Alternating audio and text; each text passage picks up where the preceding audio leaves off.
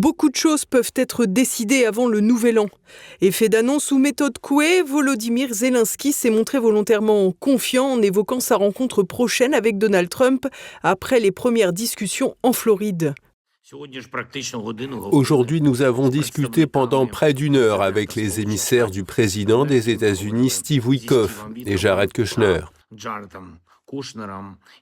Ce fut une conversation très enrichissante et détaillée. Nous avons abordé de bonnes idées et en avons discuté.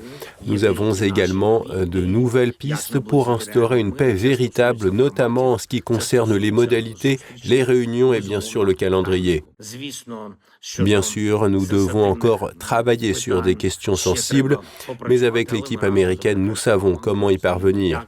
Les semaines à venir risquent d'être intenses. Merci l'Amérique et merci à tous ceux qui continuent de faire pression sur la Russie pour qu'elle comprenne parfaitement que la prolongation de la guerre aura de graves conséquences pour elle, pour la Russie. Des propos qui reprennent les points habituels selon lesquels la Russie serait susceptible de céder à des pressions de la communauté internationale. Une rhétorique bien connue qui a déjà fait les preuves de ses limites. En effet, après 20 trains de sanctions contre Moscou, force est de constater que les soldats russes sont toujours à l'avantage sur le front et même plus que jamais. Les forces russes auraient notamment gagné du terrain dans la région de Zaporijjia à Ouliapol.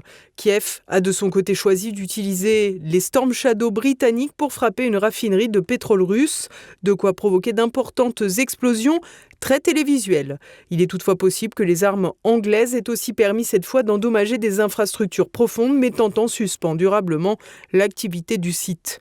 Une situation qui ne pousse d'ailleurs pas forcément Vladimir Poutine à vouloir deviser de la paix autrement qu'en ses propres termes.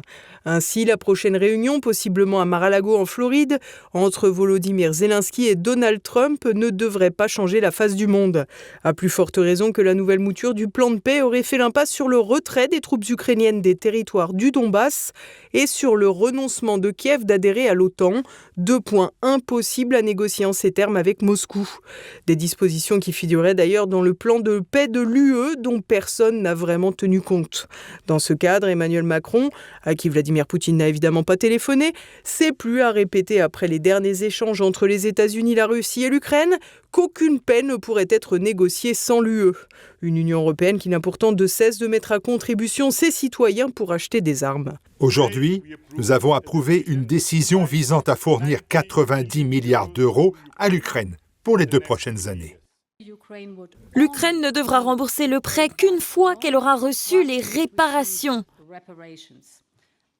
Jusqu'à ce moment-là, les avoirs russes immobilisés resteront gelés.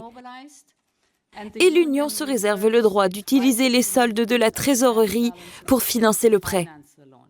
Des déclarations qui font fi du droit international, mais aussi du réel. De récentes révélations ont effectivement expliqué qu'environ 1,5 million d'armes à destination de l'Ukraine ont disparu. Un problème non seulement de transparence économique dans un pays en proie à la corruption, mais aussi de sécurité pour tout le continent européen.